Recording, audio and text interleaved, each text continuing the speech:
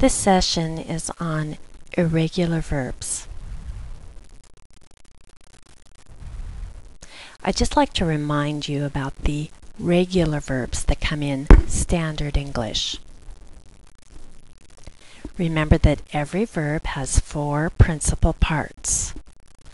There is the present, the past participle, and the present participle, and each of those includes a special spelling.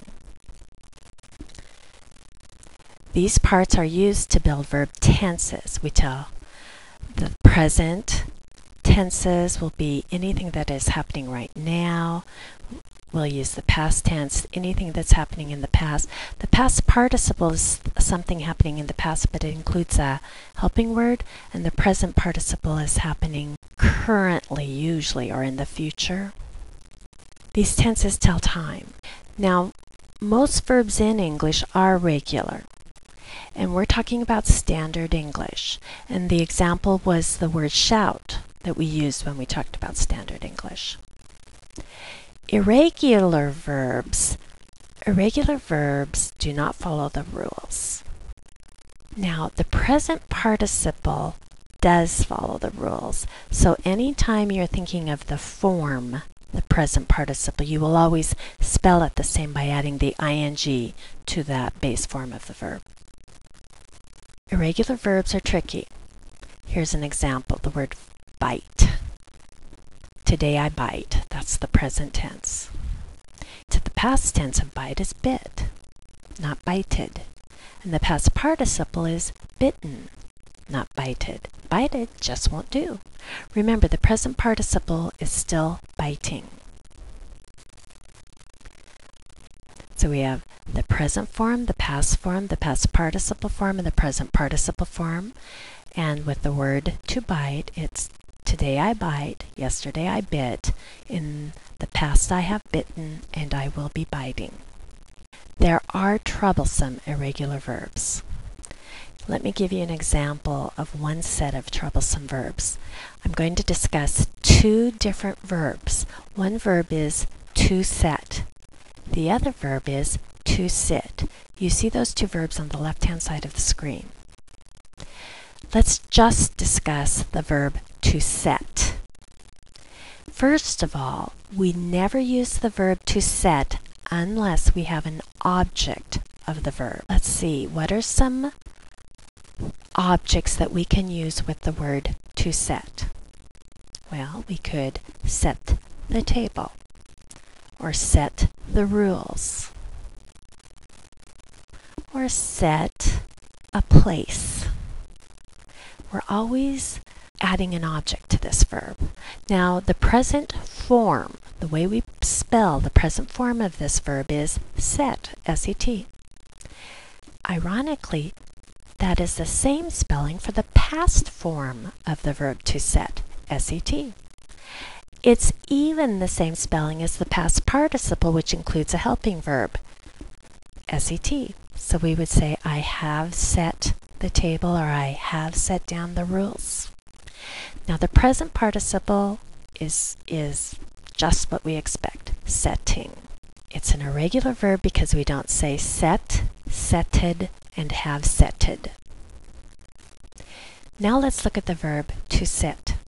To sit is spelled almost identically to set. And we say those two words very much alike.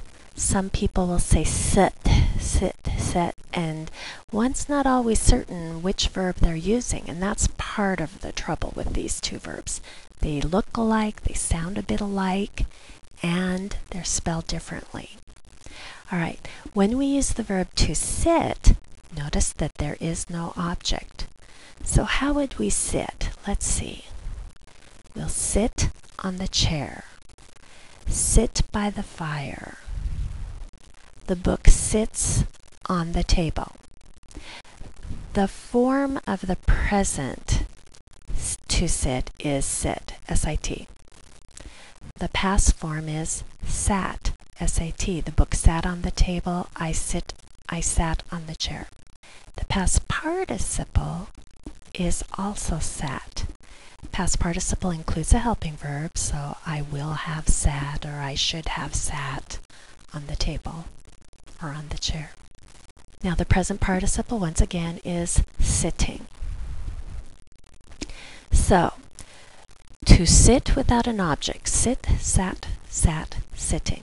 Pay particular attention to the way we pronounce the words and to the way we spell the words, and to the way we use the words. The next group of troublesome verbs is the verb to raise and the verb to rise. If you'll notice, we'll look at to raise first. And once again, to raise includes an object. We're going to raise our hands. We will raise our head from the desk. We will raise the roof when we're angry. We'll raise taxes this year. Raise. We're always raising something. So the present form is raise, R-A-I-S-E. The past form is raised, R-A-I-S-E-D. The past participle is raised, R-A-I-S-E-D, with the helping word. So it's have raised, will have raised, should have raised. The present participle is raising. Is that standard or is that irregular? In this case, it's standard verb because the endings for the past and the past participle include the ed ending. Let's look at the next verb, to rise. To rise does not use an object. So what rises? The sun rises. My child rises from his bed. The bread rises. Taxes rise. Rise means to go up, and there is no object. Let's look at the present form of rise, R-I-S-E. The past form is rose, R-O-S-E. The past participle is risen. The past participle always uses a helping verb. So I should have risen, I will have risen, I have risen. The present participle is rising. The difference between to raise and to rise, the sound is similar but the spelling is different, and one uses an object and one does not. The next pair of words that causes a lot of trouble for us is the verb to lay and the verb to lie. Once again, we'll look at to lay, which includes an object. So, I will lay the book on the table. I will lay my head on the desk. The chicken will lay an egg. Lay, L-A-Y.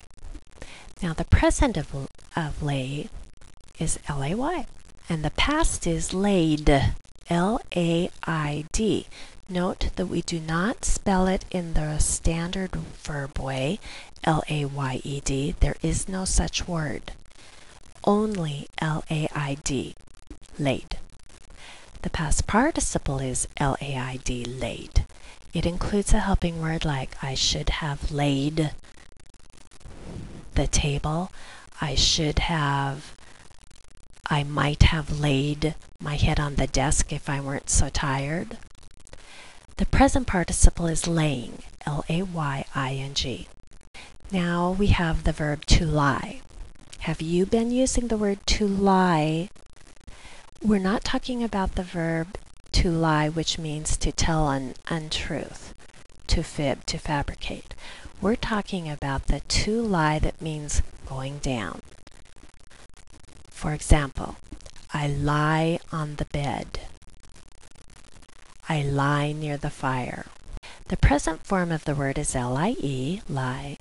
The past form of the verb is L-A-Y. There is no D sound to the past form. The past participle is lain, L-A-I-N. Once again, there is no D sound. And the present participle is lying. What I've discovered is that many people do not even use the verb to lie. Instead, they always use the verb to lay, whether they mean to lay an object down or to simply go down. So they'll say, I lay on the bed. That's incorrect. Or they'll say, yesterday I laid by the fire. That's incorrect. So know the difference between to lay and to lie. Irregular verbs give trouble to many people, and when in doubt, please consult the list in your text or your dictionary.